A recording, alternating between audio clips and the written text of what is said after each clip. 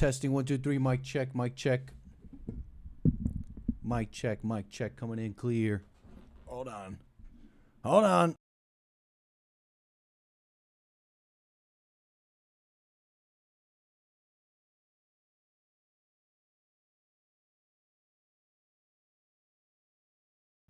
How you doing, everybody, on this fine Wednesday? Nice to have you here. Appreciate everybody tuning in on this fine Wednesday. About to get into it here a few minutes early. A pleasure to have you here.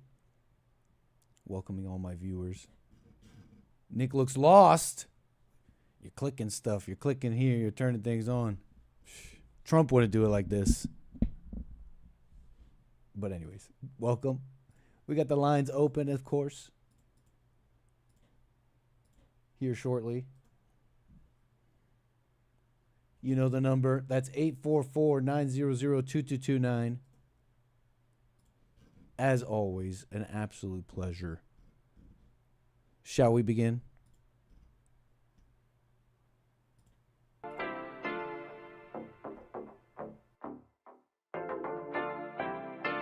Isn't Nick a Mexican? Colombian. He calls himself American. What is this? Anchor Baby. And in this corner, it's the American Anchor Baby. Daddy's home. That's an offensive term. People find that hurtful. You mean it's not politically correct? Excuse me. I'll use the word anchor baby. You know, he's an anchor baby in Canada. Tell him we still rolling with Trump, too. Anchor baby, the whole thing sounds horrific. You're just making it sound like immigrants are these horrific, greedy people. Ustedes pueden aceptar mi negocio o aceptar las consecuencias. Plata o plomo. So you would be considered white, in my opinion. You the blackest one in this room. I think so. And what happened was his mama got pregnant on the other side of the border, and then a few hours before, just before it was time for him to pop out, she jumped across the border and let him fall on American soil. So he became the anchor baby. You don't call him the anchor baby for nothing. Amazing. We like this anchor baby, right?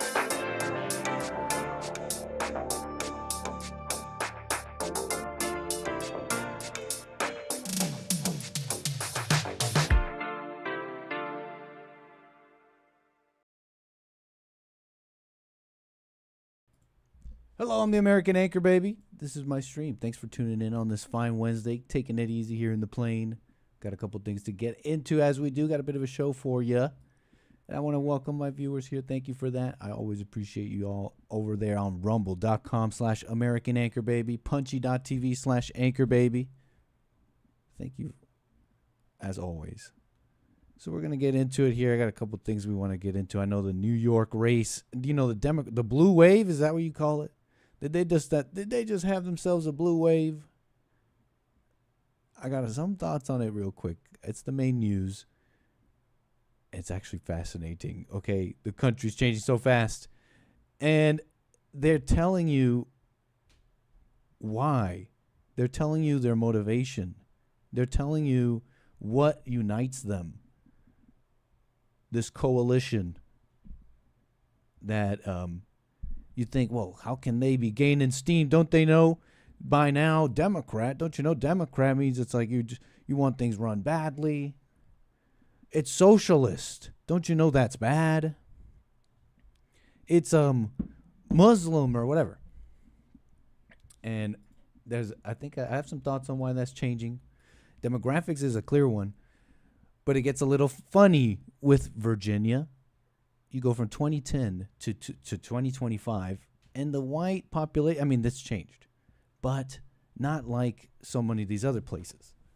And the crazy thing is these Democrats, they'll tell you openly and clearly that diversity, immigration, demographics change is giving us wins, etc. So I want to get into some of those things. That's the main news. I see calls coming in, 844-900-2229. We'll get to you here. You're hearing me now. But welcome. What can I say? Rumble.com/American Anchor Baby. Punchy.tv/Anchor Baby. 844-900-2229. Click the like button. Don't be rude. Don't just sit there like you just came in. Like we didn't see you. Are you like having like a social awkward moment? It's understandable, but it's time to enter society Be normal. Walk in, head up. Okay, hold your head up high. Click the like button, and enter into the fullness of just being an individual, just being free. Okay, click the like button. Don't be rude. Say hello. Leave a little commentary and tell me what you think. So back at it again. A pleasure to have you back. The madness continues. We're monitoring the situation. They got the Muslim mayor in New York City. You heard about it. And it's been an interesting little thing, okay, because it's a couple of races. You got New York City, the mayoral race. That went to Mamdani. That went to the Democrat. Oh, hold on. It was supposed, that little moment was supposed to be like this.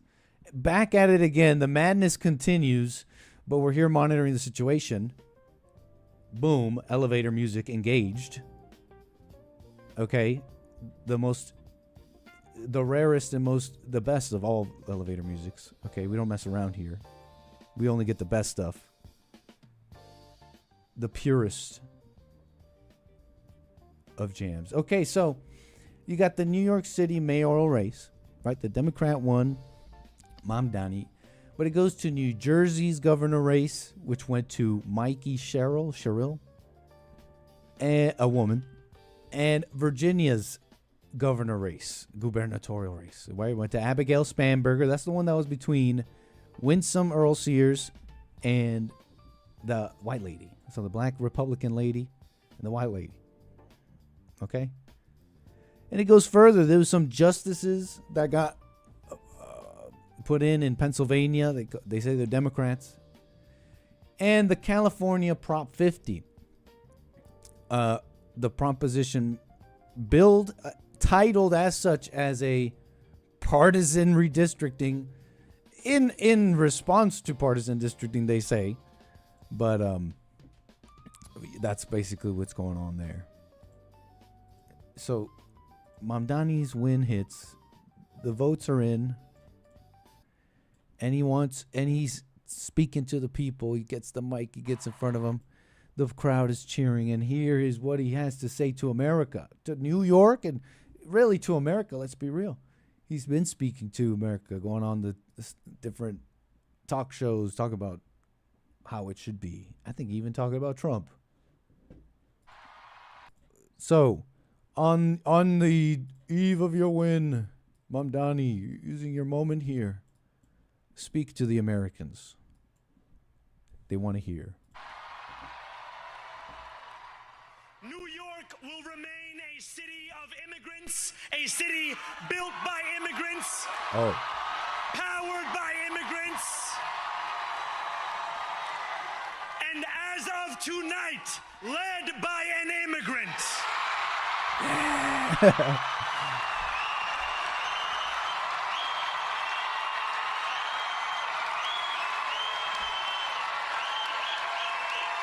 Does that make sense for any city in the world? This city is for immigrants now. Because remember, that was a response. Hey, it was built by immigrants. That was supposed to be. Remember, let's not judge. Put ourselves in their shoes. Maybe not their shoes. That sounds. I don't like saying it like that. That sounds so emotional and liberal. But okay, you're like, let's take it back. Why were they saying that? Because they were trying to educate the people. Hey, stop hating immigrants. You want to talk about, it's America's this and that. Don't hate the immigrants. They did a lot of work. They did that. I dispute even some of those commentaries, honestly. But that was the spirit of it, essentially. So now here we are with Mamdani. And he's not like the first to take it here. But let's understand the thinking. He's saying, that was supposed to be a nice little comment on, hey, stop hating immigrants and brown people. They're here, they work, they've built stuff, they've been here early, they were brought, whatever. Don't you see how the spirit of that is lost here? This is not that. This is, hey, where are the Americans? This is a city of immigrants, by immigrants, for immigrants. Hey, immigrants of the world, this city's for you. You go on Wikipedia. It's like New York City, a city in the United States of America, a nation, right? And then you look at Zohran Mamdani. He's like, this is a city of immigrants, by immigrants, for immigrants. Immigrants live here. They're welcome, and it's run by immigrants. It's like, did we lose the plot here about that? Not me, but the people that were saying that. They're saying this America was built by immigrants. Stop being so racist. They're accepted here too. Now they're saying it's just immigrants. This is a foothold for immigrants, and we'll expand. This became conquest very quickly. So that's totally lost.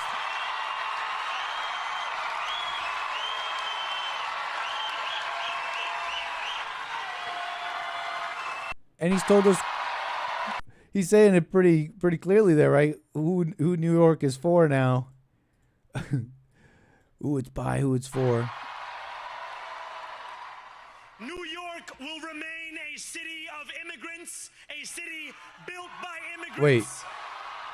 Powered by immigrants. I had another clip for you. Where's the other one?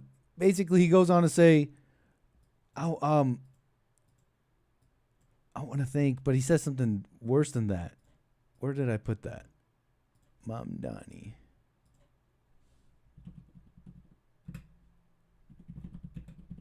And he thanks all the people who he did this for, who he speaks for. Yemeni bodega owners. Wait, there's a longer version. Hold up. Here it is. This movement. Thank you to those. Who was this movement made by? Zohran Mamdani. Thank you to those so often forgotten by the politics of our city who made this movement their own. I speak of Yemeni bodega owners and Mexican abuelas, Senegalese taxi drivers and Uzbek nurses, Trinidadian line cooks and Ethiopian aunties. Yes, aunties. To every New Yorker in Kensington and Midwood and Hunts Point. You hear that, it's like, well, these are just his supporters, but I hear that and I think about what a change that has happened in America, New York. That was this idea of, well, demographics change and immigration is winning Democrats' elections. That kind of, someone saying something like that was off the deep end not that long ago.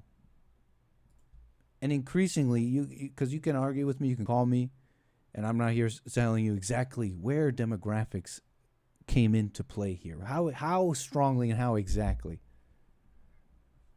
but it did, and it's increased, right? You just gotta look at it over time, and it's not a coalition, right? I'm thinking of the Democrats, whatever, the ones that are, look, vote for us. We're not like them. We're not like Trump. We're not like Republicans. We're just, what is this coalition built on? Increasingly, I'm left to wonder. I've heard him speak, right? He goes around saying this and that. Well, we got to care for workers. We got to care for bodega owners. You got to care for these people. There's some salient talk about policy. I mean, he's talking about grocery, like state-run groceries stores, and how violence is like a social construct. What's that mean for criminals? So there's some like policy and like ideology you can glean through, but it's really just a lot of mishmash. Can I say word salad? It's hard to really pin down what's the movement about.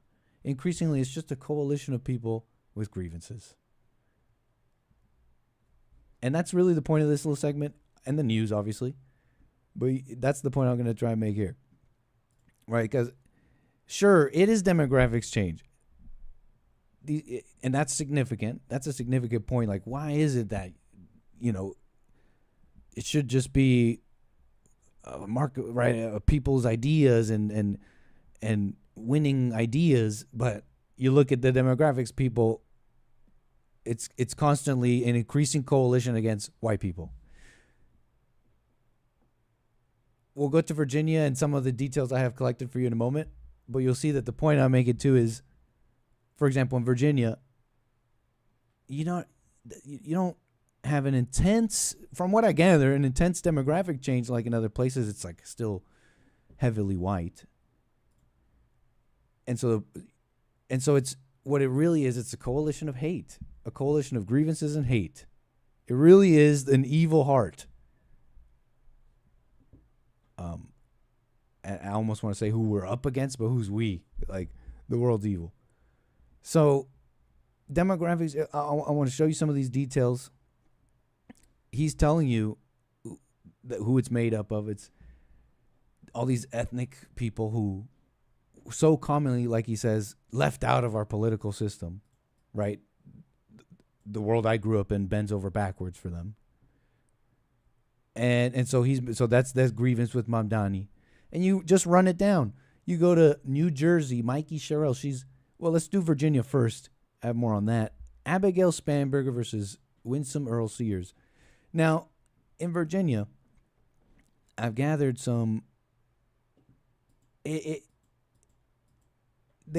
flips.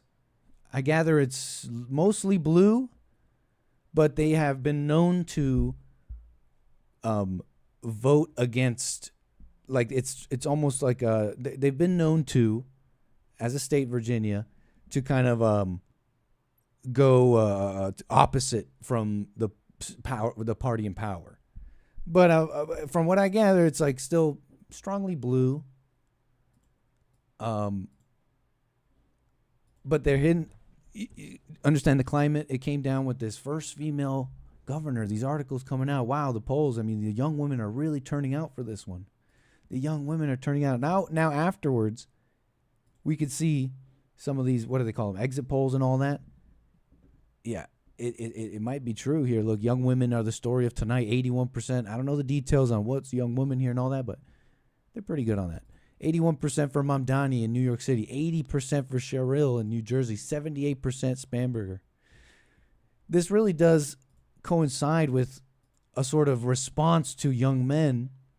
In my opinion, it's kind of been a thing. I mean, since Trump, 2016, I have to go back to Gamergate, folks. Young men came out, and then women were like, whoa, this is misogyny, it's coming out. And then the feminism became more entrenched, and it's been a fight ever since. Now with, call it polls and data. I don't necessarily believe it all, but some polls you could just match with, like, anecdotal stuff and just looking at the world for yourself. And it becomes quite clear to me, these polls, this is just one of them. It's quite true, I bet. Gen Z's divide. And it's across the world. It's around the world, by the way. It's just America. But the males are heavy, right? They're going heavy into Trump. And beyond Trump, like this one says, their divide reaches beyond politics into views on marriage, children, success. So a place like Virginia, right? Who, when you look it up, all over, they tout how much more ethnically diverse we are, how much more diverse we are, how much more this and that we are. And sure, I'd say that's probably a big factor. But, I mean, from what I hear, Virginia's still pretty white. I mean, I'm just looking at this thing from USA Facts. 2010 to 2022, you go from a 65% white non-Hispanic population to 60%. That's been a way bigger change in other places in the country.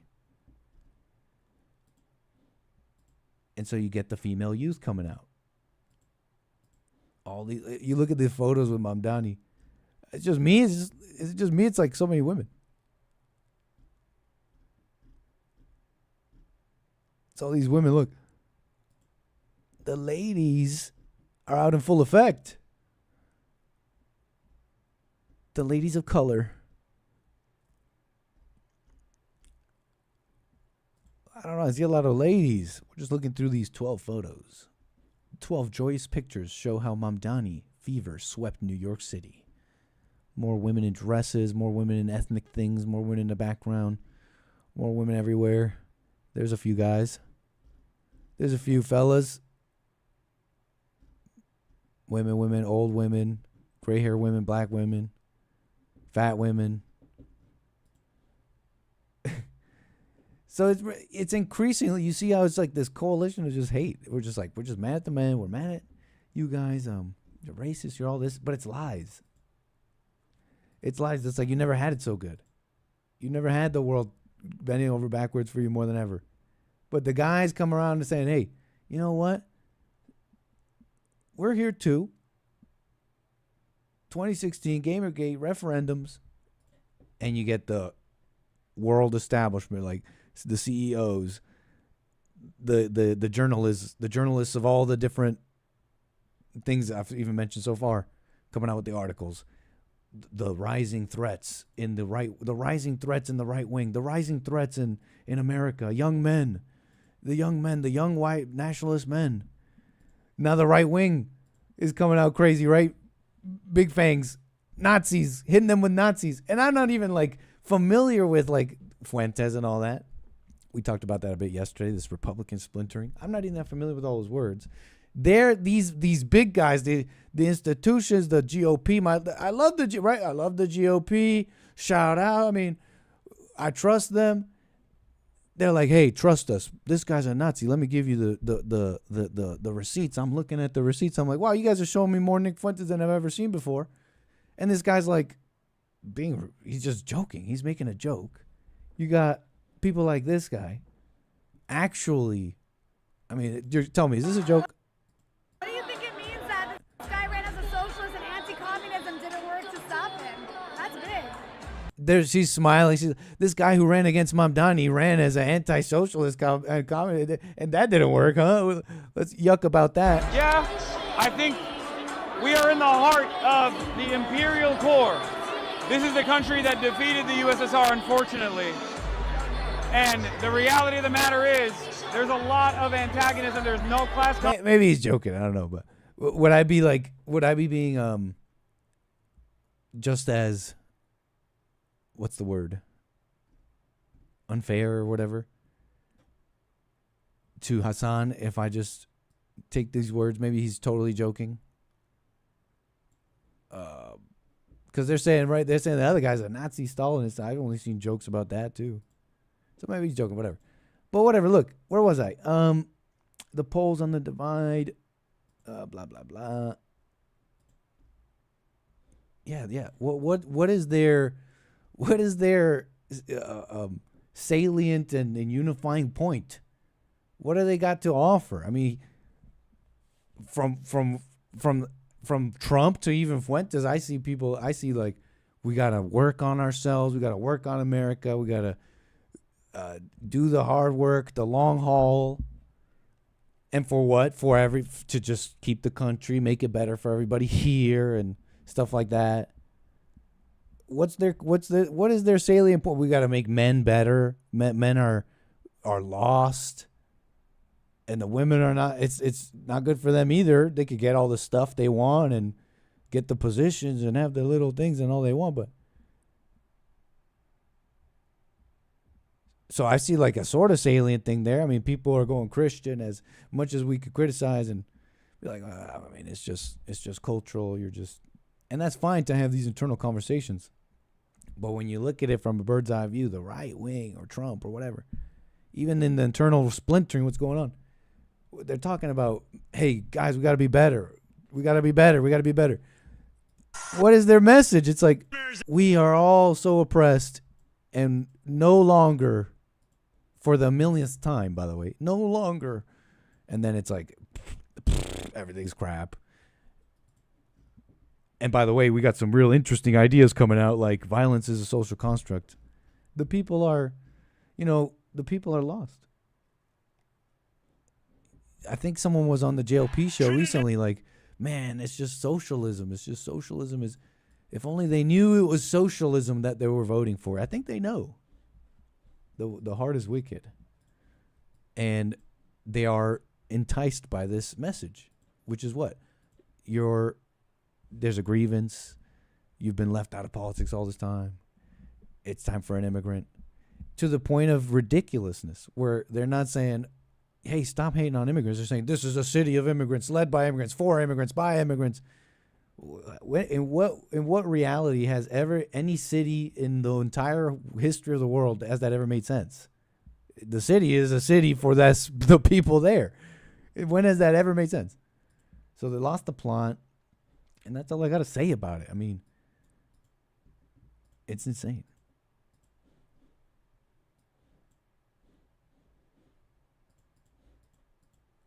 Legal immigrant from Kenya who has an entire family back in Kenya says she voted for Spanberger today because she's very upset about President Trump's immigration policies. I always vote since I became a citizen, and that was 20 years ago. 20 and years I ago. migrated from Kenya originally. My family is back home in Kenya, and how I see how things are going on, like with families being separated. As a human being, as a mother, separating families, especially children, from their mothers or fathers, I don't believe in that. So that made me come out and also come and vote. So that's one big issue. Another one is the government shutdown. 20 Tens years of here. Thousands of She's like, I need to vote for Kenya. And why are you surprised? She's got this. Listen to the hit. Look at the hijab and listen to the accent. Why are you surprised? You know, let me see. Let me not. This actually fits something here. Let me I can almost segue into something sorta. As we kind of take it easy here, 844-900-2229, because this is making me think about an internal kind of conversation going in the right wing that people were bringing up. I think Dinesh and others were bringing up. Let me see if I could pull that up. And it fits with even this now, these races that happened now. But I just don't have it all collected.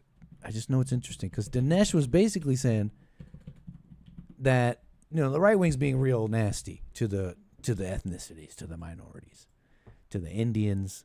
I think he's Indian. He's Indian. And that might be true. Some of that might be true. In fact, I know it's true. The heart is wicked. But here it is. So he's making this point here. We'll go backwards. We'll work backwards here. Going from this post that Dinesh D'Souza comments on. Apparently it shows a very South Asian precinct in Edison, New Jersey. Now, I'm just going to assume that's true, but some precinct here. This is, you're looking at it. It voted heavily Trump. It went blue for Mikey Sherrill or whatever, how you say that. They're saying it's very South Asian. Now, that's Indian. Basically. Sometimes. Okay, Punjabi, Sikh. Shout out. I'm culturally enriched. I'm culturally traumatized. Whatever. However you want to call it. Dinesh says, hey, a very loud group on the right said Indians go home, and so many of them did, to the Democratic Party. I'm thinking to myself, look, maybe some of that's true. Maybe there's something to say about, hey, fellas, like, what can I say? I mean, all I'm saying is that maybe that's true, but that also speaks on how evil they are, how wrong they are for that. They judge the right, okay? Because they're not all saying we hate Indians, okay? They're not all saying that. It's just true if you just listen. If you just listen, right? We try and listen. Maybe I should listen to Hassan Piker. I don't know. Like, I don't know. Some of you guys are saying you guys know, but I don't know. So that shows that they're judgmental. Because it's been like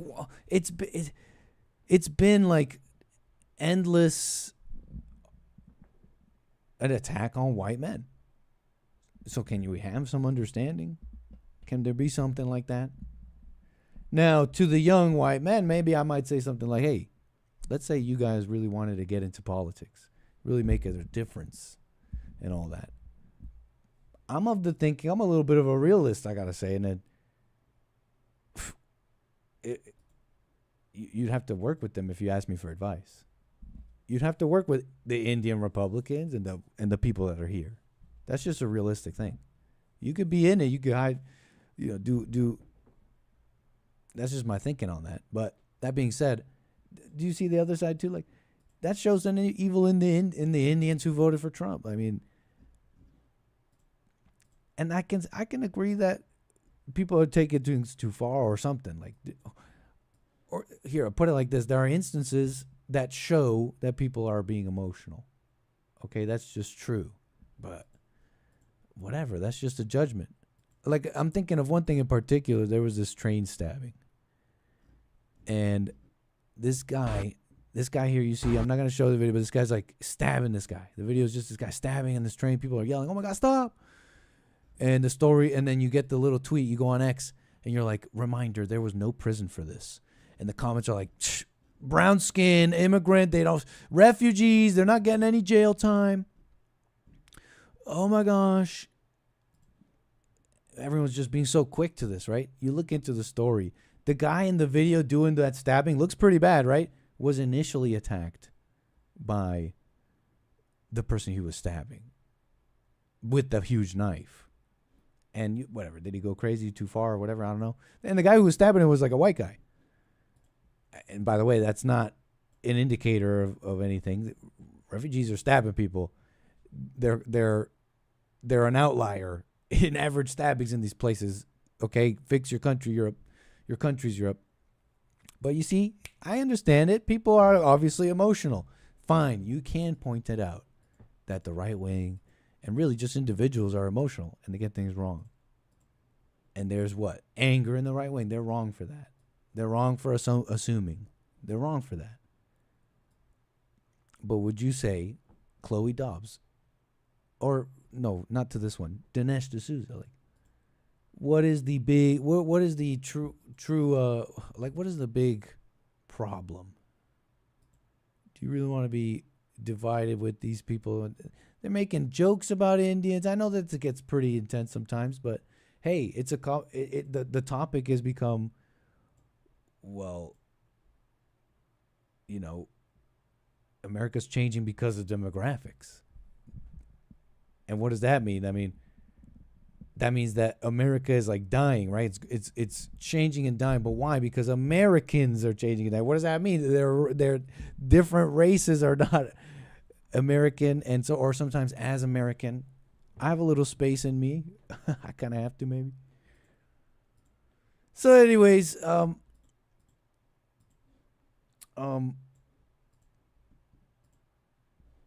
that was something they were talking about. Like, don't be so mean. Did that precinct, I wonder, did this make a big difference?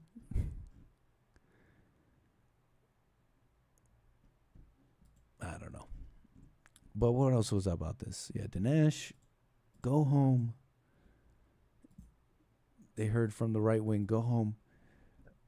Look, I can understand, and I already said this, but being realistic, you do have to work with people. They are here. Now, what was this? I forget what this was. Hispanics voted for Democrat candidates 2-1 in New Jersey. Women voted much more Democrat than men. Some more breakdowns of data. We got the data. Blacks, of course, staunchly Democrats. And so what? The coalition is what? Mad at men. We are not white. We are oppressed and all that. So it's hate. At least, and avowed hate, as opposed to, I'm not saying there's no hate in the right.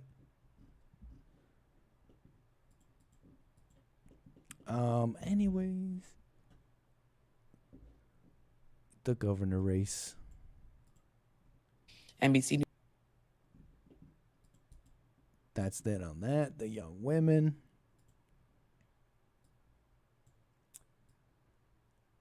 We'll see how that all goes. I don't know. I don't know if I've ever seen stuff like this. I mean, let me think. It's not like I've been following that long. And when I think about candidates, like radical candidates, I've seen what? We've seen the Brandon Johnsons and all that. Very creative with their thinkings of crime and violence. That hasn't gone too well. So we'll see how that all goes. What happens to New York? You guys, yes. But anyways, why do I have Dinesh? That's it. That's enough out of you, Dinesh. 844-900-2229. Incredible. There was somebody else too saying that the right wing is baby being mean. Oh yeah, it was this. Look at the abuse Vivek is getting for posting an innocuous photo with his boys. This is the IS show that Heritage and Tucker have brought upon us. Like the Heritage Foundation?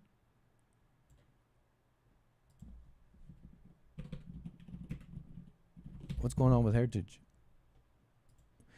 Look at the abuse Vivek is getting for posting an innocuous photo with his boys. This is the IS show that Heritage and Tucker have brought upon us. If this continues, I would not be surprised to see mass desertions of blacks, Latinos, and other minorities from the GOP. Unreal.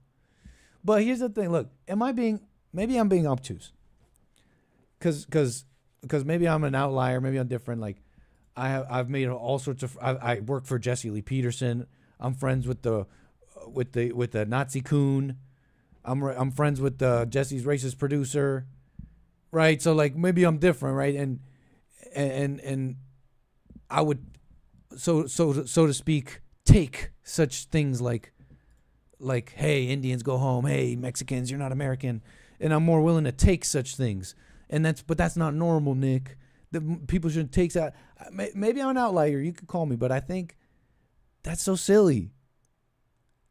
To even have that thought at all, like, I'm a black, I'm a Latino, I'm going to desert the GOP, man. They're being so mean.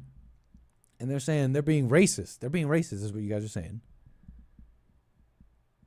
I just think, like, I'm not saying that you can only have my attitude, but I'm just thinking, sometimes I think to myself, it's not even a joke. I'm not even just trying to play around like I'm a house Negro or something like that. Like I'm white on the inside. Just call me white. Yeah. Oh, Jesse says you're Mexican. It's all the same to me. Yeah, and I agree with him. But I'm not even joking about all that. I'm not even trying to play a game. Like I'm here. I'm here. I'm not going to Colombia. I speak English. I don't know what to say. I know I'm just rambling, but you know, just desertions. Like, I just don't think they should desert over that. Desertion of blacks, Latinos, minorities. What do you think, Chad? Is that just a normal thing? Like, hey, they shouldn't take such abuse. Now, I don't know what the so-called abuse is. What are they even saying? The left will always. What are they saying? They celebrate Halloween in India? I like your American costume. Says India taking L's. Okay, the count is they have a shtick. Don't take it so personally. Seems like a nice American family, right? Celebrate Halloween. Hasn't Dinesh been here for? I mean, Vivek been here for a long time.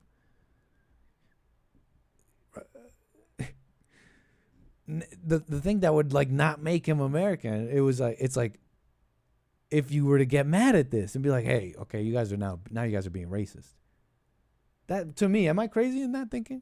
I look at him, I'm like, whatever. This is like, I didn't grow up in just a super white, Canada and America being super white. Like, I grew up with these people. I guess they could be as American, so to speak. And both things can be true, that you can know that and also know that America's a white country or was built like that. And for me, it's like the moment you start saying, hey, in the comments, these people are being racist to me, that's when you stop being like American. Okay, you really were always just going to be a non-American, huh? Oh, you really were just always, so at the core, when it comes down to it, yeah, maybe they're acting wrong. That's not, they can be wrong for that, but why do you have to be wrong? Just because the world is being wrong, you don't have to be wrong and be like, hey, you guys are racist. I'm going to divide myself from America and prove that you really were just on another team. And I'm here like I don't believe in I don't really believe in like you're a different race. You're just gonna always be different. But they continue to prove it. Now, I'm not saying this about Vivek. I'm just speaking generally there. I would not be surprised to see mass desertions, etc., whatever. You know who else has brown Indian kids? J.D. Vance, says Laura Loomer.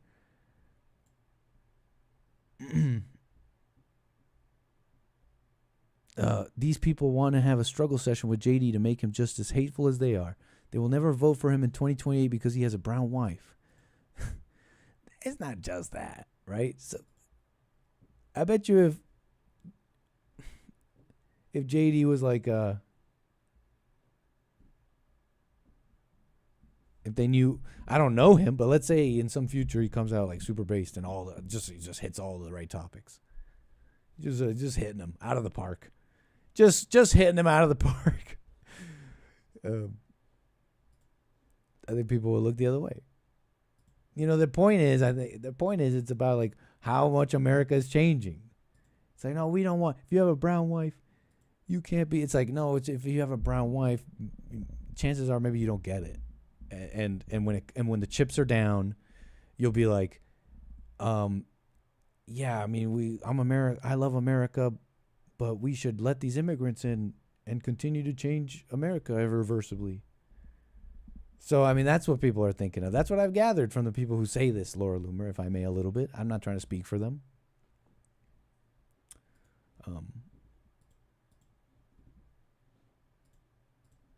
You feel me? Some things I was thinking of. Dinesh, but what's going on with Heritage? He's saying, look at the abuse Vivek is getting for posting an innocuous photo with his boys. This is the issue that Heritage and Tucker have brought upon us. You mean Tucker interviewing Nick Fuentes? Man, I've talked about that guy more than ever. Again, it's like I don't even watch his stuff that much. Lately, it's been like a lot of news, so a little bit more. I've watched a bit. But I saw the interview. It was just chill. It was whatever. They got two guys speaking. If he's wrong, if Nick was so wrong, then he was there to speak openly about it so that you could see it for yourself. And so he's saying Heritage too. I don't know what's going on with the Heritage Foundation. That's what even he means. Top Heritage Foundation staffer departs after, Lord, hold on. Then we'll get to calls. I appreciate your calls coming in, 844-900-2229. In fact, we'll get to calls right after this. Dinesh is informing me on some news. Top Heritage Foundation staffer departs after Tucker Carlson Nick Fuentes controversy. Ryan Newhouse, who until Friday was chief of staff to Heritage Foundation President Kevin Roberts, left the conservative think tank in the wake of an uproar over a statement from Roberts last week defending Tucker Carlson after he interviewed anti-Semitic white nationalist Nick Fuentes. Okay, what? I'm sorry, I'm gathering many things here. I want to get to my calls, but there seems to be this uproar that we sort of touched on that I thought was only on X is going to the highest levels, folks. We're talking about the Heritage Foundation. It looks like they're having to. It looks like the guy leading it was like, nah, Tucker's cool, or well, I don't know exactly what he said. And there's some uproar over that. We'll read this in a moment here. We got Rick, Hampton, Virginia on the air, sir. I appreciate your call. Ooh. What's up, Nick? Rick calling from Hampton, VA. Nice, sir. Welcome. How you doing? What's going on, man? What do you think about the elections last night, Nick? Yeah, okay, so I was just talking at length about it a little bit, and I'll tell you this. Well, you know what? Can I ask you a question first? Because Shoot. I was gathering some information about the setting of this governor race in Virginia, and I don't live there, so I don't really know. So that's why I'd like to ask you, and it will kind of answer your question about what I think of it. But I've gathered that this being the first female governor there became a bit of big news. Is that fair to say? That became a big incentivizing point in the run up to this election, and it got people interested. This whole first woman thing. Is that fair to say? Well, it don't matter to me. Just hey, she was the first. She's the first lady to be elected. But what it's like, it's always a Democrat. If it was a first black, it's a Democrat. If it was a lady, it's a Democrat. So that besides that, it don't really matter to me whether she's the first or we never had a female governor. It would never. Oh no, I understand that. Nick. What I'm asking is because what was the climate though in Virginia? Like, was that something that mattered to a lot of people? It may not have mattered to you, but did it matter to a lot of people? Well, maybe the women, but other than that, with the men, I don't know. But from the women, I saw it, but with the men, men are so weak today, so it could have been a big deal, but from the women it was. Because I know the blacks got out there and voted. The blacks got out there and voted. Voted for evil. And so, it's like, and I'm going to tell you what's going to happen, Nick. Once they see how socialism works in New York, they're going to be so trying to leave out of New York, going, you know where they're going to be heading to? Oh, where? Tell me. They're going to be heading south to the red states. Maybe some, I bet. I almost have a bet on the kind of people that would go there. Oh, when they tax you enough, socialism is a lot of taxes. So when they tax their income so much, that's what they'll do. Go somewhere where the tax burden is hard, and it's usually the southern states, the red states. You might be right. I mean, you might be right. I mean, similar. We already have kind of evidence of other things happen, like the California exodus, they say. And I could be wrong, but I think they say these liberals that left California, they left because the Democrats ran the California into the ground, so they have to go to like a nicer state like Texas or something.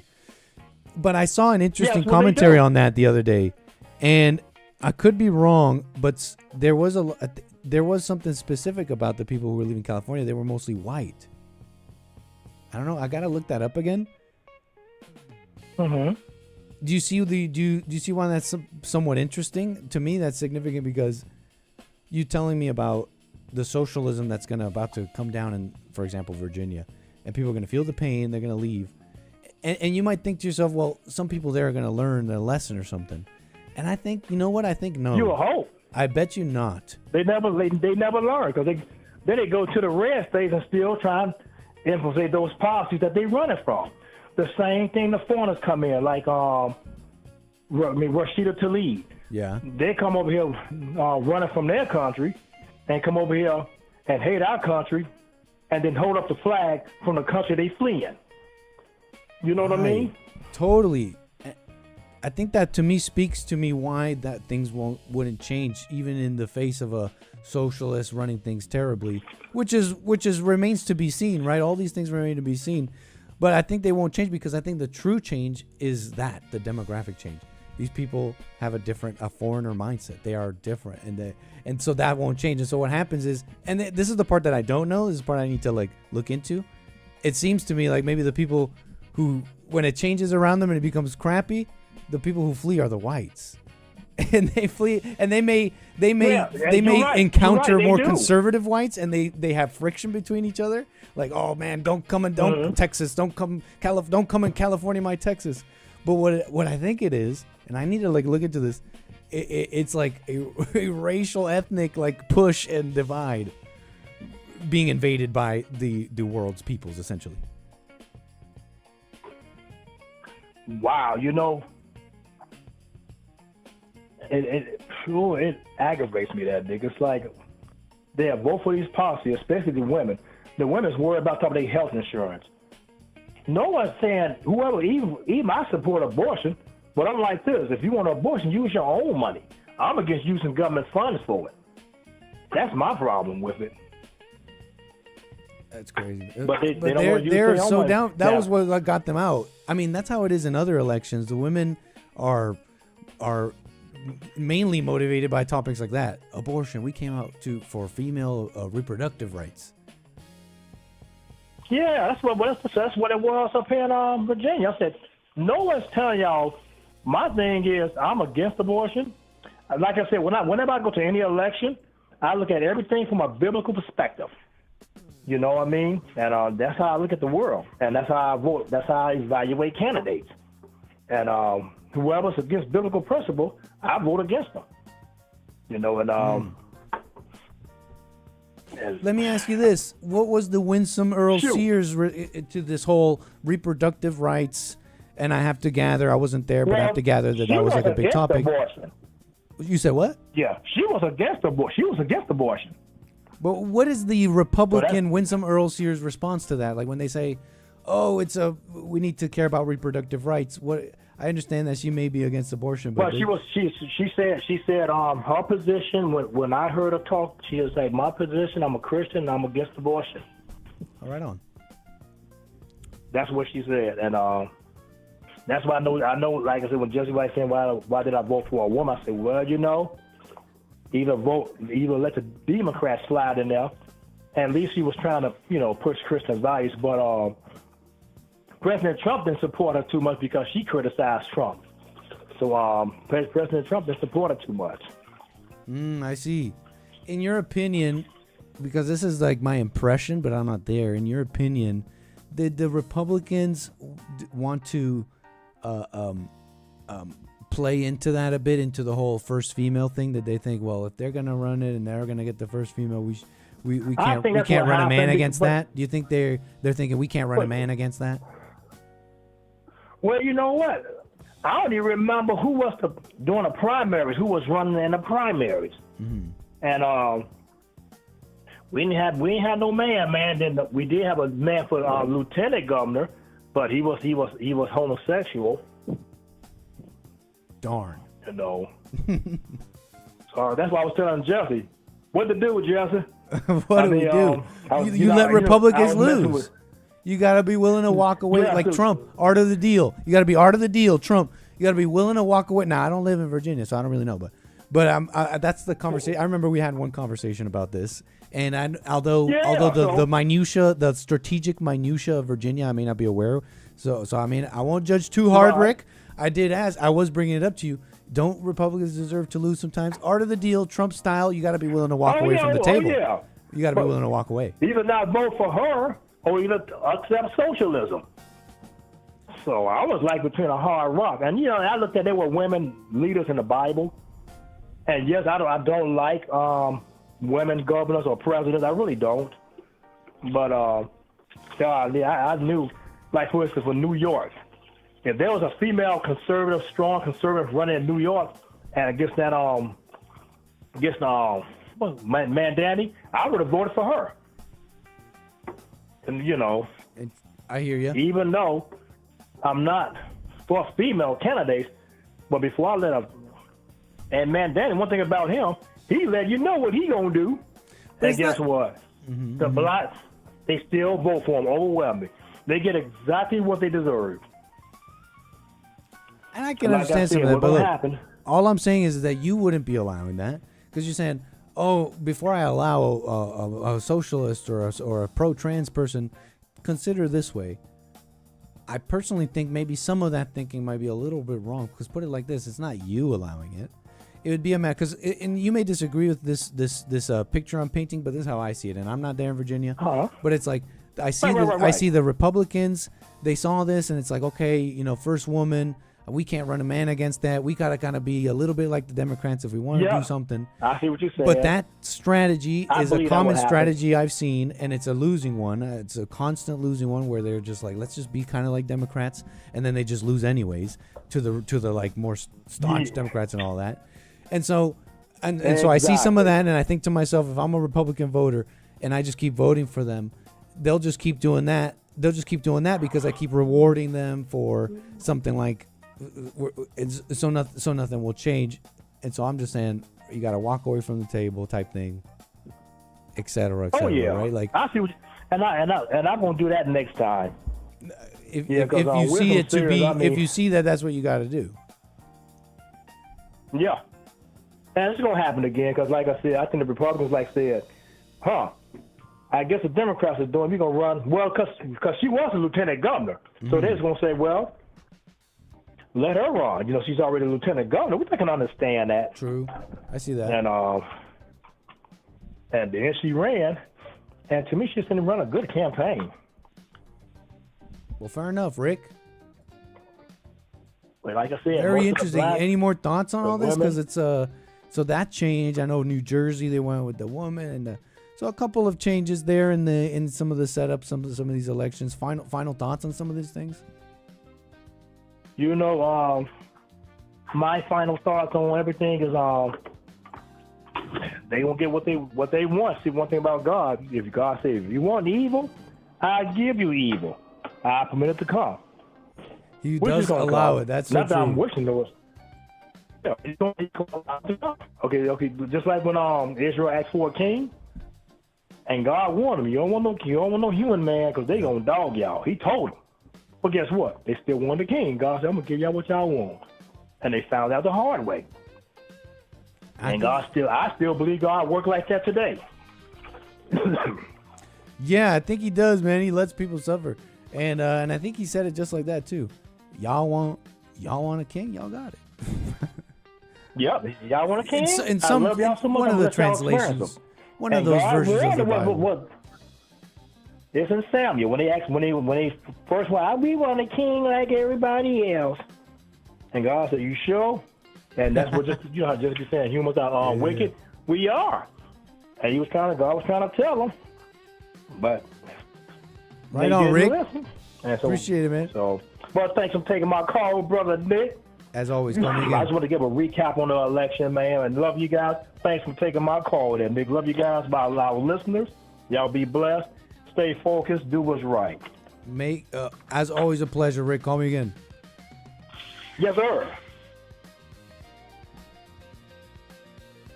Yeah, I forget what verse that is. Someone will have to look that up for me, but classic verse there where God said, "You show there, Israel? Y'all want a king? You show?"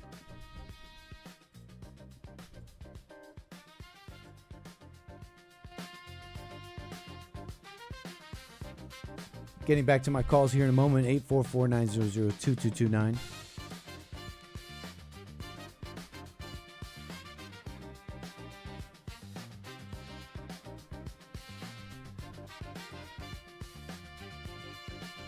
Now, where were we?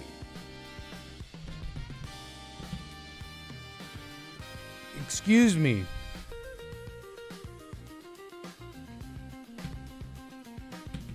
Where were we? 844-900-2229.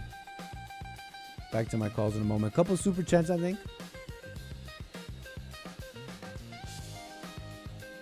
Couple of quick super chats, back-to-back super chats. John Zimmer with the generosity. I appreciate that, sir.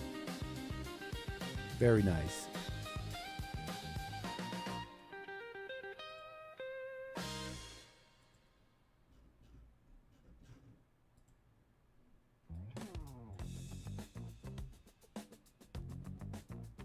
Alrighty, Punchy TV later today. Don't miss that.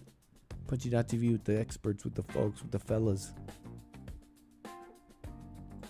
But what we get into today,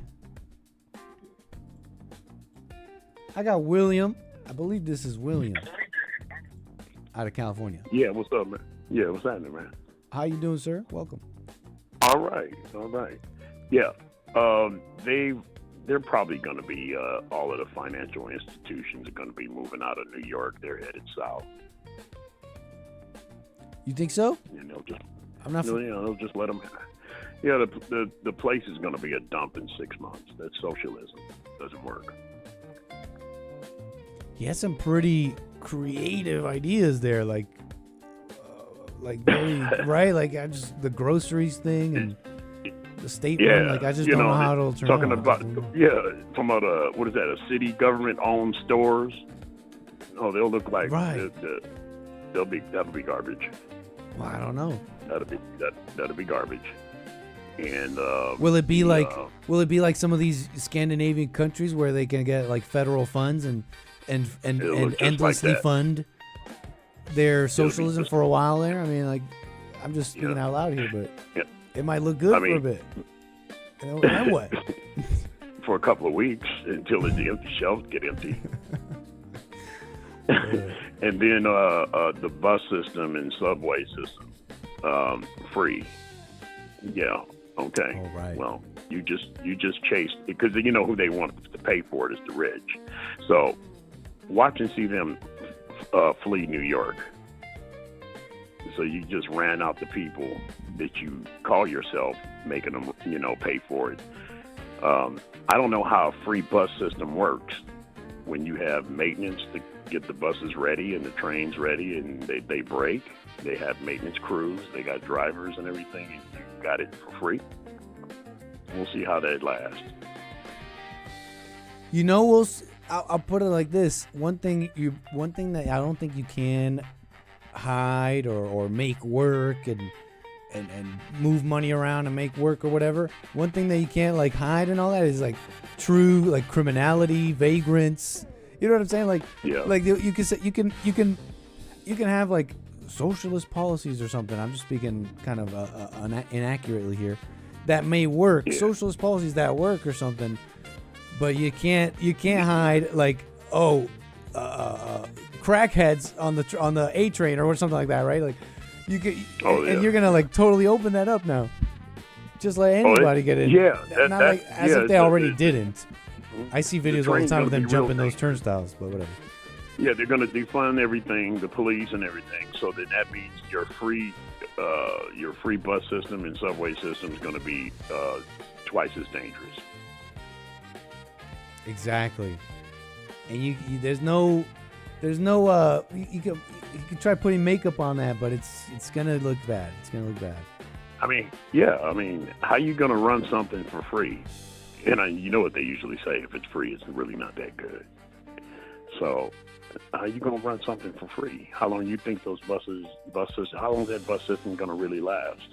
When you're going to raise the taxes on the rich, and who is actually probably responsible? Those financial institutions, they're probably rich, and they probably supply most of the money that's running these things anyway. But you're going to hike it on them? Very resentful. Right, and add more vagrants and criminals. It's a losing combination. Yeah, losing combination. The most important tax in this country is the corporate tax. It's not ours. It's the corporate tax. You raise that up too high. Corporate tax is the people who. That's going to be Campbell's soup. That's going to be Coca-Cola.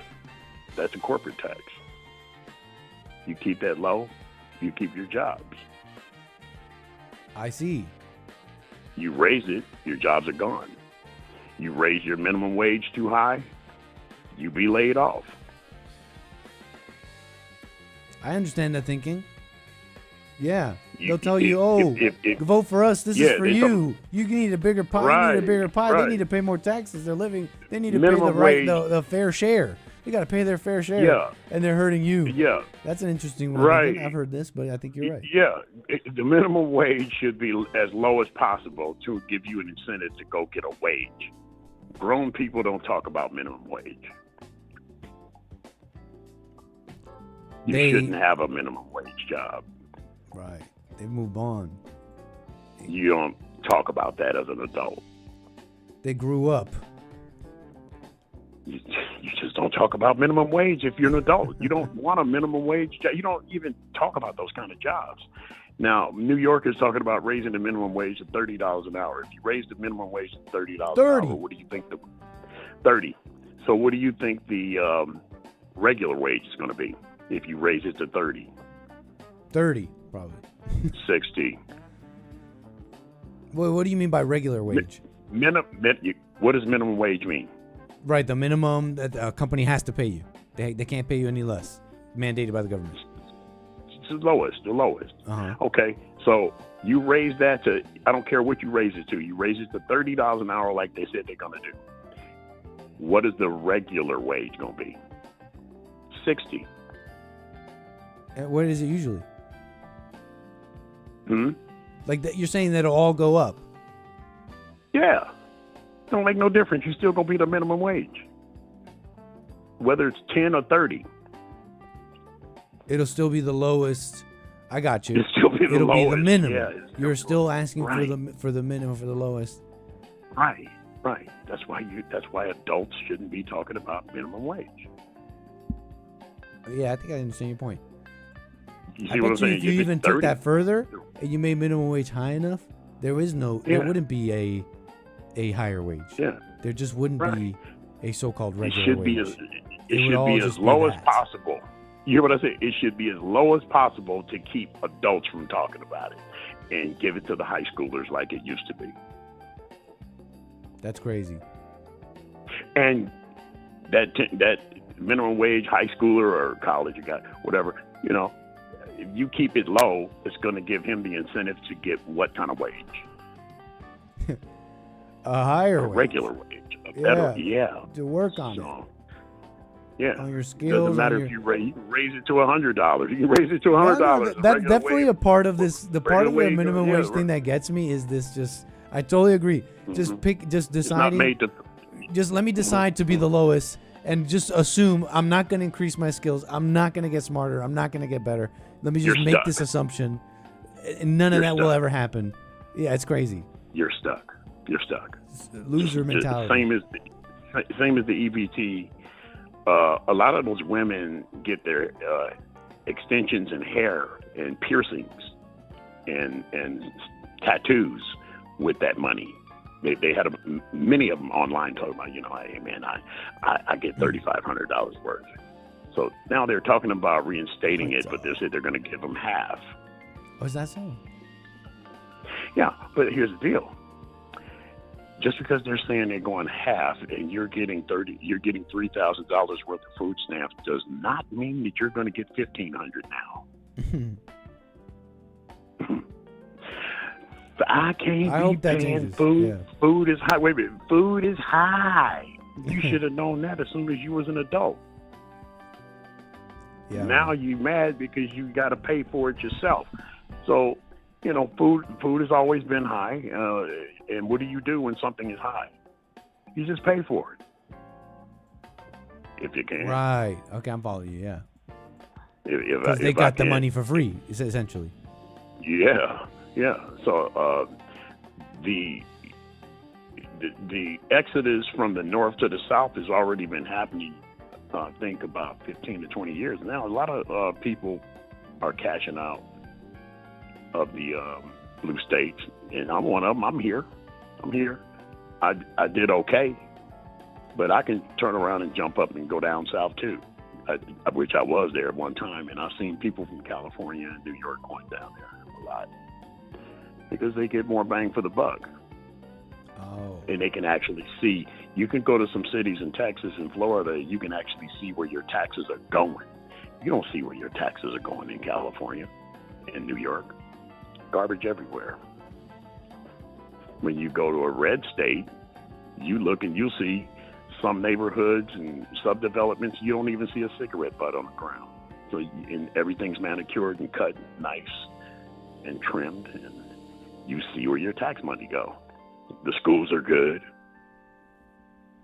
The kids are not being taught by gay people and people with nose rings and stuff like that.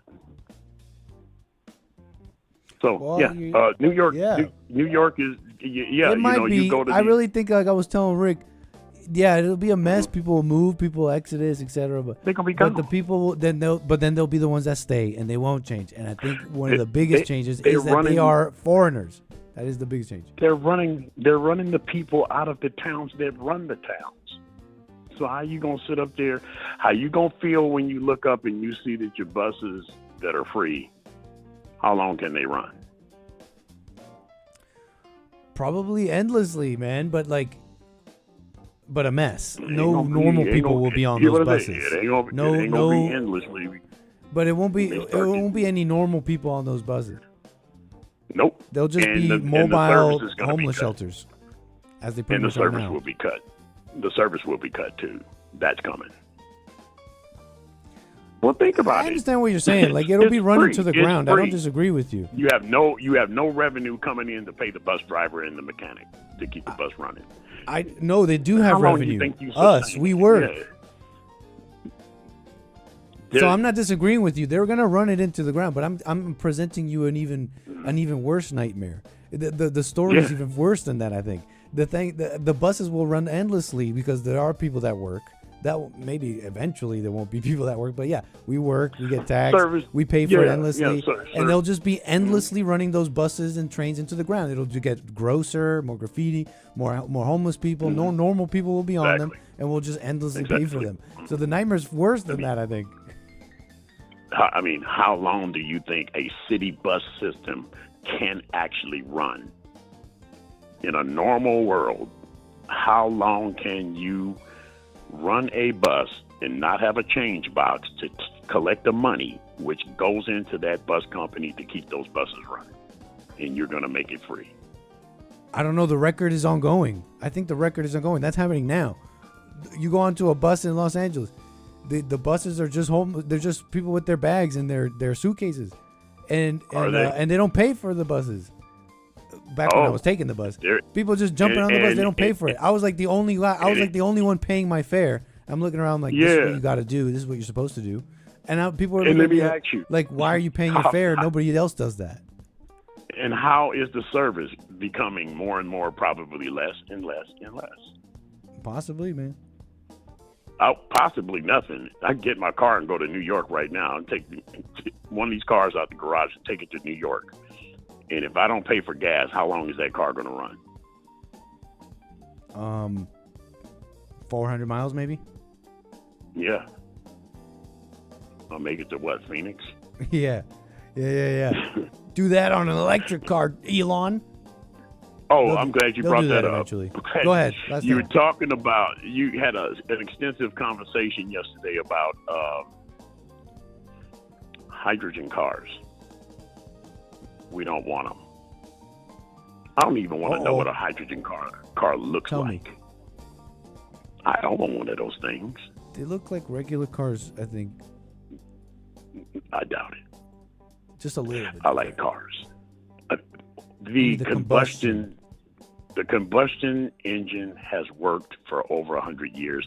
They have explored a electric motor or a car. They did that. Porsche and Mercedes tried that back in the early 1900s, and it worked, but it wasn't practical.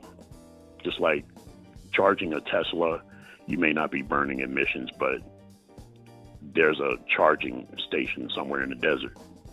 It burns more emissions than all of our cars put together. So what it comes down to is it's not practical. Do you see Tesla selling like hotcakes? No, you don't, because it's not practical. We don't want to I don't know, man. If you don't want, wait a minute, if you don't. Some of the things are correct, I think, but I see a lot of Teslas. And I see there's a lot of them. There's a lot of them in California. I see a lot of Teslas. Maybe in California. But not a lot. But wait a minute, but not more than a combustion engine.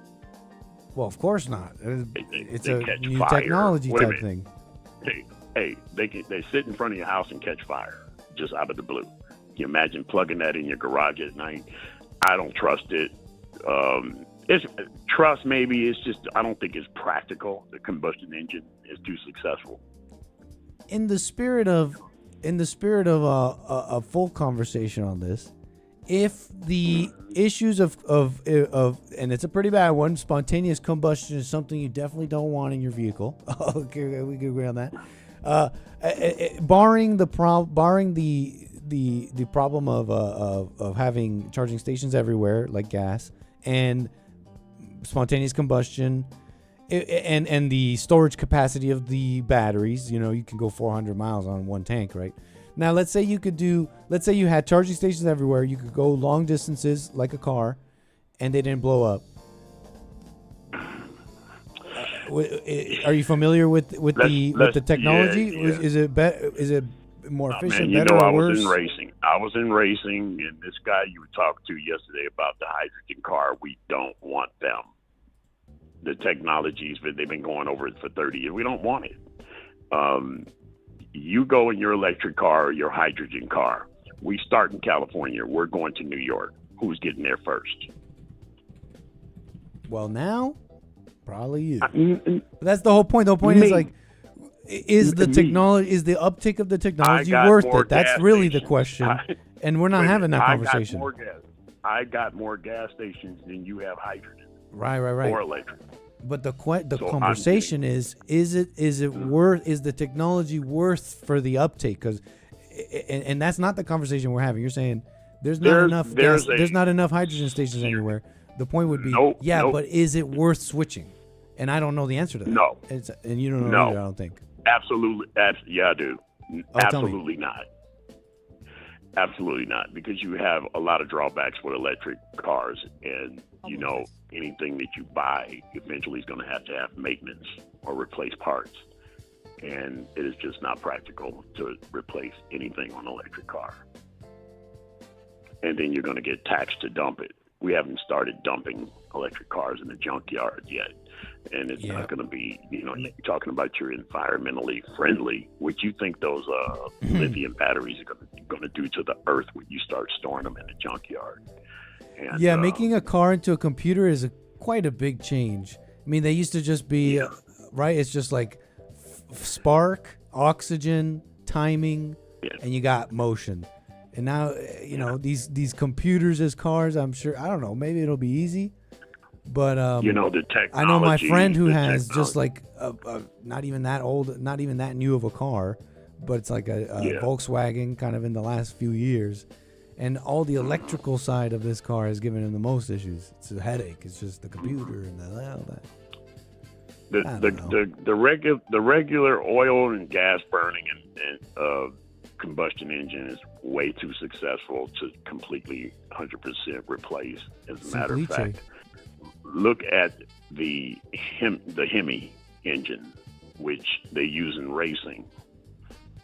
They're putting out 12,000 horsepower in racing, and it's the same block theory as your Hemi thing, and that is 1951 technology. You know what a Hemi is, right? No. Pull that up. It's a hemispherical head. Tell me, and then we gotta go. Go. We'll talk about it another time. A Hemi is a hemispherical head. Instead of the spark plugs being on the bottom underneath the exhaust or whatever, how they usually are, they go straight into the chambers and everything. It's like a top fuel engine is 12,000 horsepower. It's the same technology. The block is the same stuff from the 1950s. They just add other stuff onto it to race today. Okay, and sick. It's successful. You know what they say about racing, right?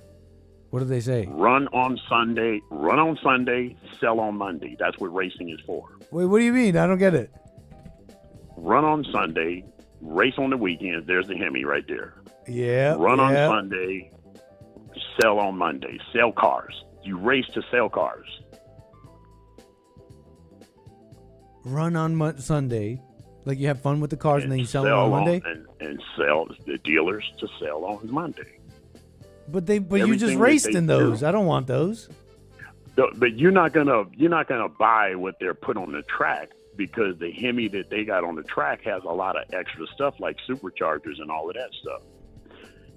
You're not buying what they got on the track, but the block is the same as the passenger car, but it just put a lot of stuff on it. Superchargers. What do you know about power torque ratios with electricity? Exactly. Don't like. This stuff that William, you're showing right now. We spent plenty of time on this, sir. Yeah, Can you call me again? I'll call you again. The technology from that stuff is from 1951. That's when the Hemi came out. Nice. They gotta go room. No more. We need what's that song? No manly cars. It's They successful. don't even make a sound anymore. William, call me again. Hey, it's just okay. Take care, man. Thank you, sir. Room. No manly cars. Room, room, room. No manly cars. No manly cars. They don't make them now where you want to jump into them and just race with someone. Be a man. But he doesn't. What Jesse doesn't realize is the absolute power efficiency of electricity. I mean, fine, you don't have to call it a car. I agree. It's not really a car. It's like I'm driving an iPhone.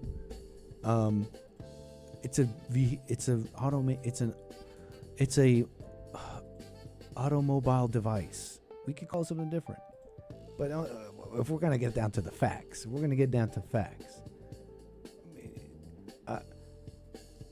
What about power? What about power ratios, John from Florida? No, you don't have to answer that. John, Florida, a pleasure. How you doing? Good. No, I can actually talk about that. I mean, the EVs do have an incredible amount of torque at low RPM that's instantly available, but that's for that's for another conversation. Right on, man. But no, I wanted to call it.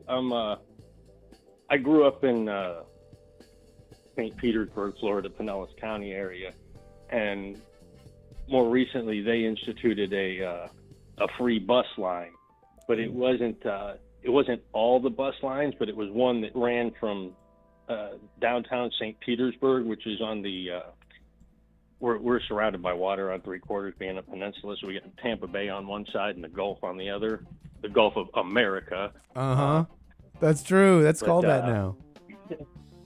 But they put a bus line that was just a single or line that went from downtown St. Pete on the Bay side straight to St. Pete Beach, which is the Gulf side, and they made it free. Beach. Yeah, and they made it free. Which all was like, oh wow, how nice, and I want to say it lasted maybe a year with the whole free thing before they went away from the whole free part, because homeless people were all over it, just hanging out, riding all day, sucking up the AC, making everybody else not want to ride it. And St. Petersburg's kind of like the blue holdout in Florida, one of them. And but they tried stuff like that here and there, and that was another example of the free bus thing and what happens with it. Of course. You get the people that actually want to do something and use it properly, get on there, and they're just like, you know what? I don't want to do this again if everybody like this is riding it. That's right. But a little common sense there. May I ask, the places that this free bus line connected, was one end like the nicer end and the other was like not nice? I not entirely. So there, downtown St. Pete did have a park that was kind of notorious for homeless people frequenting, and I want to say downtown St. Petersburg was in its outskirts. There were soup kitchens that used to have tent cities and stuff, but they got rid of all that years and years ago. They still got the soup kitchen, and there's still some people hanging around. But usually I want to say the ones that hang around the soup kitchen are the ones actually there to eat and not exploit everything. It seems, at least they're hanging out there where they know they can get what they need. They're not out bothering other people. But they did it. It ran up and down from one end of the one side of the county to the other, and they thought it was a great idea until they put it together. That's amazing. We have the fruits of a lot of these things, and it's just liars or people slow on the uptake, continuing old conversations that we already got the answers to. What would happen if we made a free bus line for the equity of the people? Bad idea. And they made a whole dedicated lane that you weren't supposed to be driving in, and they took away. They took a 4-lane road with parking on each side, or let's say, I want to say parking on one side. So let's say it was a total about a parking lane and 4 driving lanes. They took up a bunch of the parking lane area, building raised bus stops, and then one of the regular driving lanes. So they cut it down to 3 lanes, and that was like the bus stops, and then the dedicated bus lane, so that they could run back and forth and not be obstructed by traffic. So they wanted to make it fast, and they wanted to make it free. And I don't know if the fast part was really successful, but I didn't hear any complaints about that.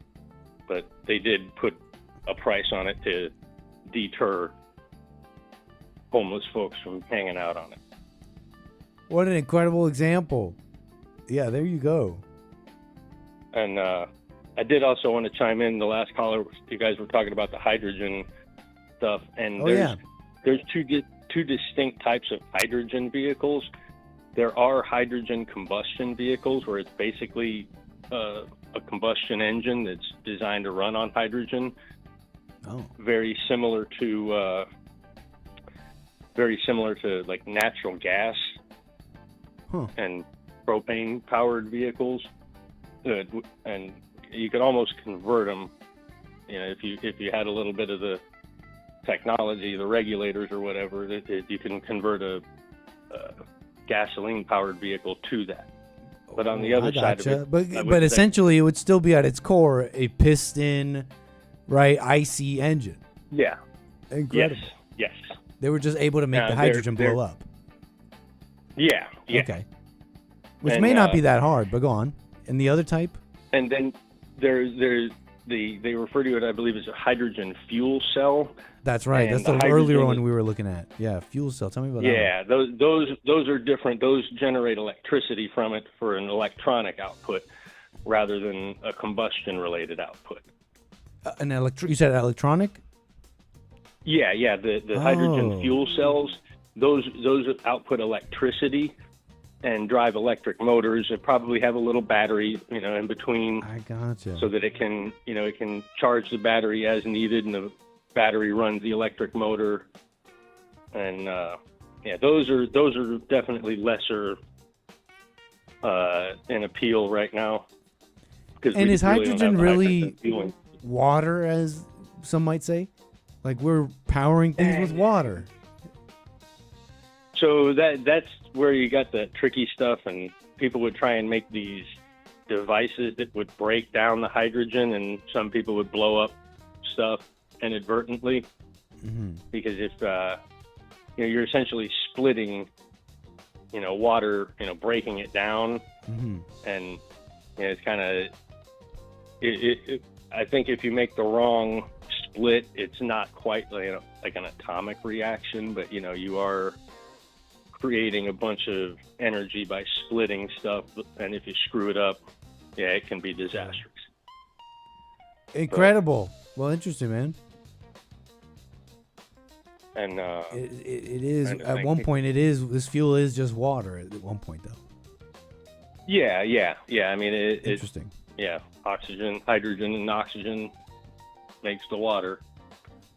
And will hydrogen as a fuel resource end conflict between the people of the world?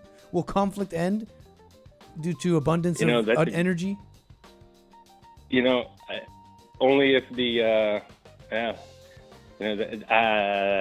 it'd be like switching from, oil barons like the Rockefellers would become hydrogen barons. Yeah. I really don't know. That was the way I would see it. But interesting, as sir. The other fellow pointed out, there's not a lot of infrastructure for all that. Mm-hmm. Same as with the electric vehicles, and that was the other thing I was going to touch on when he was talking about the environmental impacts of EV batteries and whatnot. There is a place, and I'm not certain where it is, but it's more on the west side of the country somewhere, but they are starting to recycle EV batteries, and they found a few ways to kind of up the environmental sustainability to it, but at the same time, they have no way to. There's no infrastructure to transport EV batteries to the location to recycle them. So, if you wanted to pay somebody to tear apart your Tesla and take the battery out and then ship it to them to be environmentally conscious, you could do that. But it's not like, you go down to the dealer and, drop off your EV batteries and the recycling company comes by and collects them and ships them out there. It's not profitable right now. So, Gotcha. But I'm sure they're getting like government grants and whatnot to finance the startup, because it's probably something we should be looking into. Because, there's all kinds of nasty stuff in the batteries that would not be good for the environment. Gotcha, man. Interesting commentary. A little info there. John, Florida, I appreciate your call. Anything else you want to say here before we move the wheels? This real quick question, because I talked to you a month or so ago. We were talking about right after the Charlie Kirk thing, and I mentioned Judge Joe Brown and where he was the last one to preside over the Martin Luther King stuff. I was just following up to see if you'd ever looked into that. I never did. I never did. I never really did. Into Judge Joe Brown. It'd be an interesting one. I mean, there's so much Judge Joe Brown talks about, like all the corruption over the years, and he talks about the LGBT cult, as he refers to it. Can you email me on that so I don't forget? Sure. Radio at jesseleepeterson.com. Radio at jesseleepeterson.com. Yeah, I'll email you. It's the type of thing about I that. need it's the type of thing, an email reminder. It's one of those things that if I thought about it at least a second time, I could do something with it or not, but. Yeah.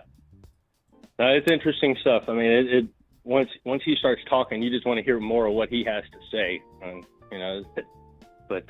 Yeah, really good stuff. So I'll do that. Radio at Jesse Lee Peterson. I'll put a reminder in there for you. Thank you, man. Appreciate it, John. Call me again. Will do. Have a good one, Nick. Take care. 844-900-2229. We got Punchy TV coming up with the experts, with Bill, Derek, James Hake of the Hake Report. Don't miss it. Punchy.tv, Punchy TV on YouTube, punchy.tv/punchy.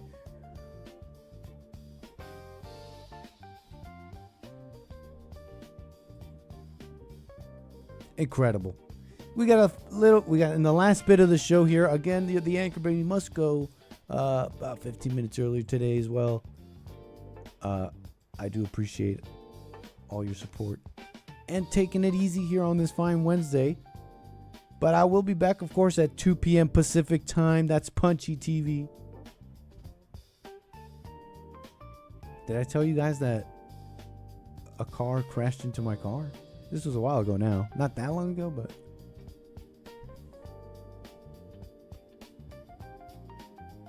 a possible intoxicated driver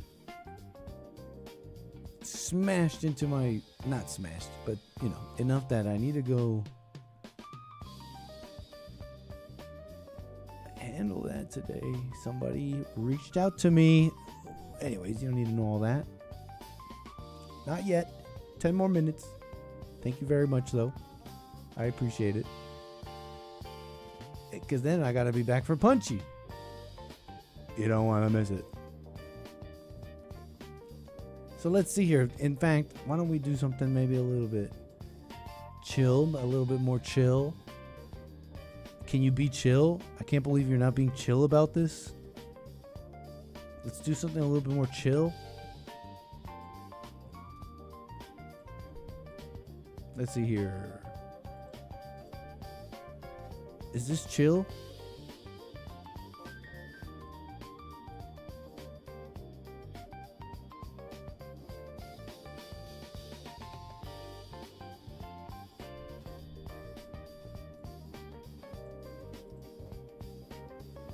Let's just do something chill. Something just kind of just not so deep, something chill. How about the rape spectrum? Shall we deal with the rape spectrum? Here's an image that exists. This JPEG, this .jpeg exists in our world. In reality, we could deny it, but someone made this. Maybe even multiple people made this. When is Punchy? That's at 2 p.m. Pacific time. Don't miss it. This image exists. That's pretty chill. You guys think it's pretty chill? The rape spectrum. Yes, rape is a spectrum. Survey results. Okay. Now it goes from the spectrum. The spectrum goes from, a stranger forcibly assaults someone who screams and fights the entire time. That's this end of the rape spectrum. And to what is, I don't know what the 12 means, but this is the lightest. You can get to the lightest of the rape spectrum, which is having sex with an unenthusiastic sex worker.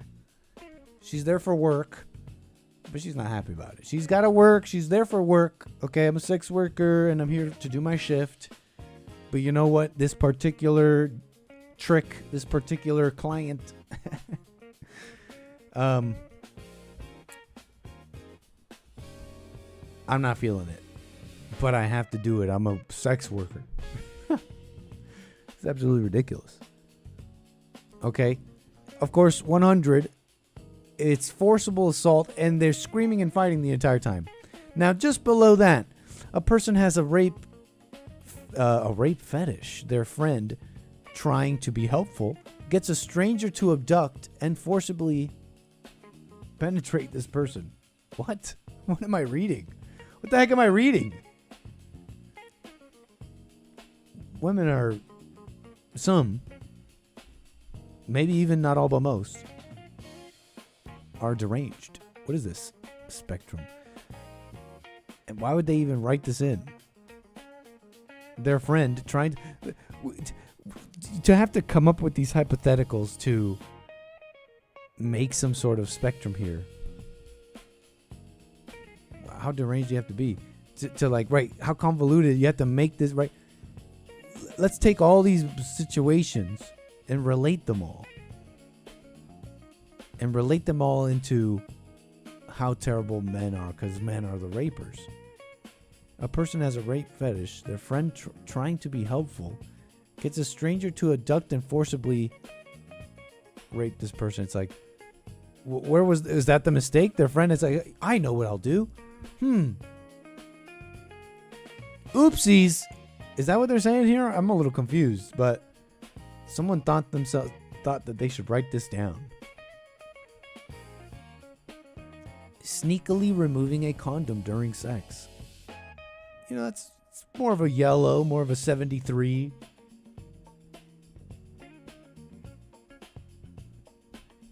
If you get what's actually pernicious about a so-called rape spectrum is that everything under 100, under absolute real rape, is then just a whole bunch of things that you can excuse because it's all things that you did. It's all things that you did. Like having sex out of wedlock where someone can sneakily do such a thing. You know what I'm saying? A husband forcing sex upon a wife in a traditional culture where she doesn't perceive this as wrongdoing. Some of y'all don't. Some of you ladies out there are getting raped and you don't even know it. Let us educate you. Let the women educate you. No. What do the numbers mean is a question I have myself. It's a spectrum. You don't get it.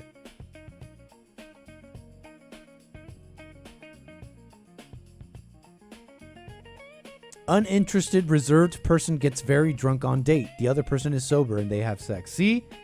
Remember when they were trying to say that no, we're not trying to make it seem like regretting sex is rape. Remember, they were trying to deny that. Now who's they, right? Who am I thinking of? Now I'm blaming all people over this one JPEG. over some deranged JPEG we found on the internet. Look, it's the last few minutes of the show. We're trying to do something chill here. We're just doing a little chill thing, okay? It's not that deep. It's just chill.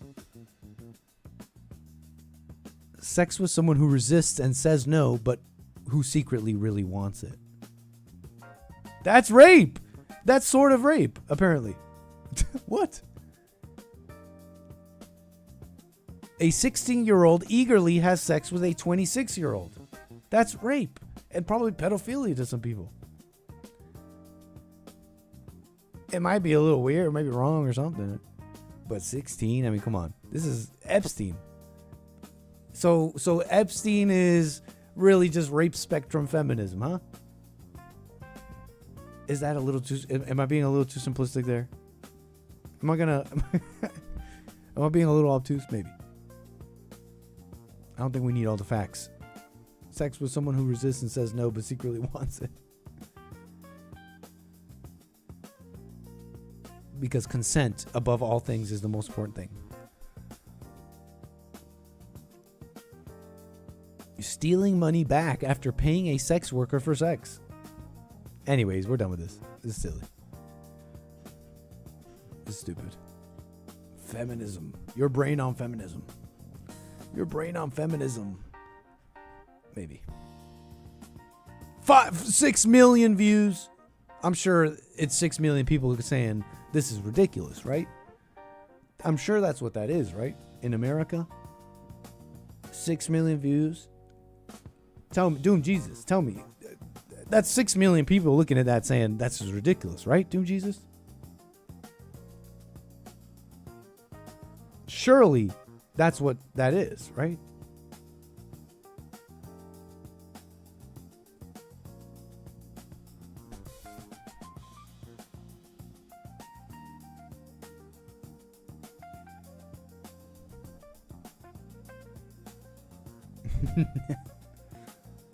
Surely.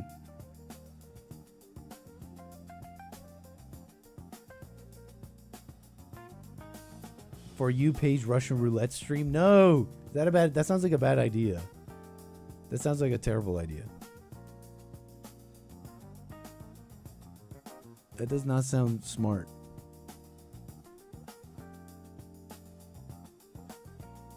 Can you do that on desktop? Like this? We just Russian roulette like this? But YouTube's kind of safe. What are you looking at, butthead? Say hi to your mom for me. I know what you're gonna say, son, and you're right. What the heck? This is safe. Russian roulette stream. Okay, no. Everything is fake. He's trying to get us banned. Heck no. Alright, folks. I appreciate all the support in the super chats.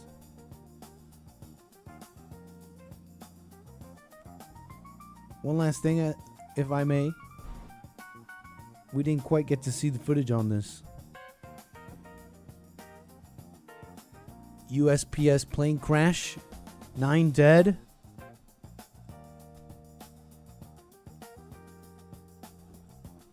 Now it was like an older plane.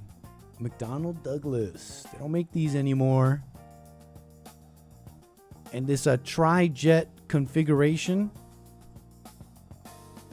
is obsolete essentially. They make engines powerful enough where you don't need to do that. And more points of failure, you got more issues. But they used to configure these planes with these triple engines in that configuration. And apparently, this is what happened. UPS plane explodes during takeoff at Kentucky Airport. If you say this is Nick Stream, if you say this is me flying, then you're banned.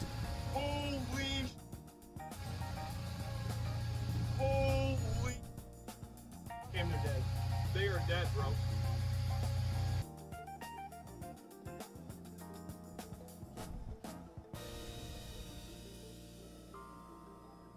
Look at a fireball. Jeez.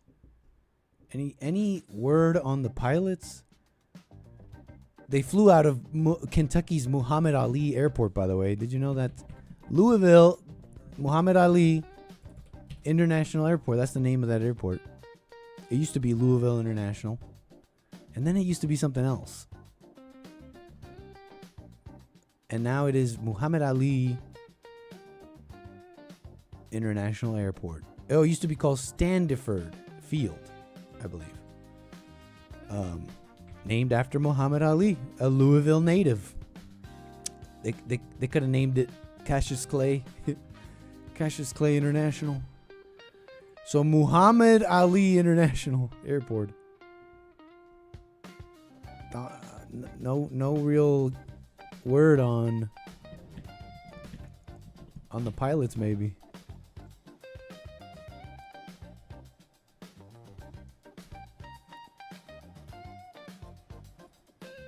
Any word? No word, I don't think. Runway horror. ¡Oh, my God! ¡Oh, my God! ¡Corre para atrás, papi! ¿Viste? Te lo estoy diciendo. ¡Dios mío! Dios, ay, Dios mío. ¡Ay, Dios mío! Pero que pinga, Vamos a ver. Papi, cuidado. Espérate. Ave María. Señor.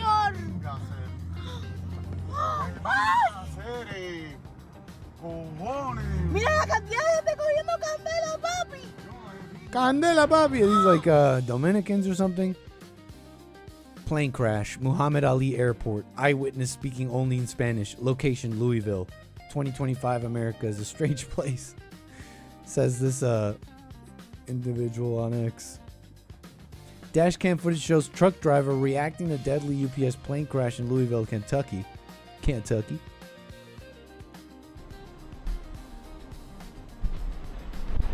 Whoa. Oh my God. Oh, shit.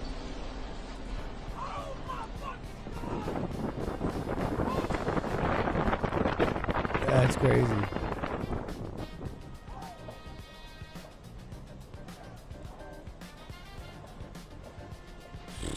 It's terrible. Wonder what happened. Some were saying engine failure, but there's no report on it yet. NTSB report and all that. The engine of a UPS cargo plane that crashed on Tuesday could have detached from the jet, an expert warned, causing a devastating fireball that killed at least 9 people. You know, I recall a number of MD-11s, McDonnell Douglas planes in that tri-jet configuration having engine fouling problems where it detaches. I mean, these are just like videos I saw. I'm not saying that's a common issue on these planes. I don't know. But one more time on this one. This is crazy angle.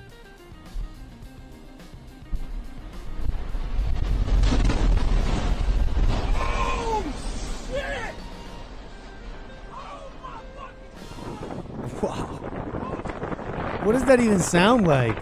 That doesn't sound that loud to us here, obviously, but I wonder what that sounds like. Like, guns hurt my ears. Like, without ear protection, like, it hurts. Like, it's something you want to block your ears of. I didn't see him really go like this at all. Like, oh my gosh, like, maybe it's just a matter of how much energy all at once a bullet, in the boom that it imparts, so to speak. I don't know. I just wonder how loud that is, right? Boom! It's a whole plane. It's a whole freaking plane. One more time.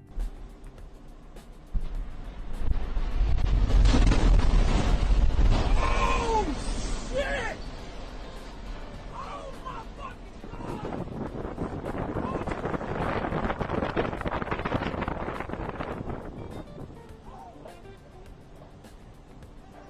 Incredible, folks. That's the situation. That's what's been going on. I hope you enjoyed the show. For now, I must go. I must leave. As always, a pleasure. Appreciate all the super chats and support. Don't miss Punchy TV later with the fellas. Punchy.tv. Also live on YouTube. Punchy TV. for now, I must go. I'll be back later for Punchy TV, like I said, and more American Anchor Baby tomorrow, as always.